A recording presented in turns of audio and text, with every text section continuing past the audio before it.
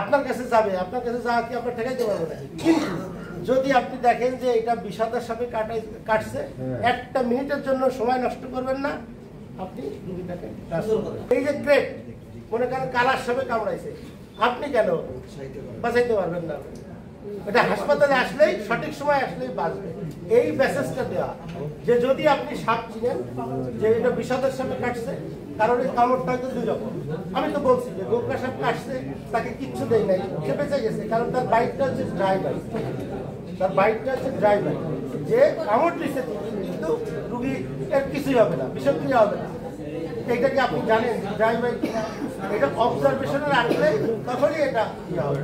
এই জন্য আপনাদের কাছে অনুরোধ যে আপনাদের কাছে রুগী যাওয়া কে ঠেকাবে, কেউ ঠেকাইতে পারবে না কেউ। আমরা যতই এখানে যত বড় সভা সমাবেশ করলেও লোকজন যাবে, কারণ মাগুরাতে এই রেকর্ডও আছে যে এইখান থেকে রুগী আমরা উন্নত চিকিৎসার জন্য ট্রান্সফার করেছি ফরিদপুর মেডিকেলে।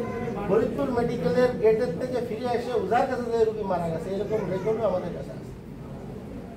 এই জন্য আপনাদের কাছে যাবে, কিন্তু আপনি যদি বুঝতে পারেন যে এটা নির্বিশ্বাস, ওকে, কোনো সমস্যা নাই। কিন্তু যদি মনে করেন যে আপনি বিষাদার সাপ, প্লিজ প্লিজ অনুরোধ করছি আপনারা এই রুগী আপনাদের কাছে রেখে, আপনারা বলবেন যে অতি দ্রুত আপনি হাসপাতালে ট্রান্সফার করবেন, কারণ সঠিক সময় আসলে পারে রুগী বাঁচে, আর অসময়ে আসলে পারে অনেক সময় রুগী বাঁচে।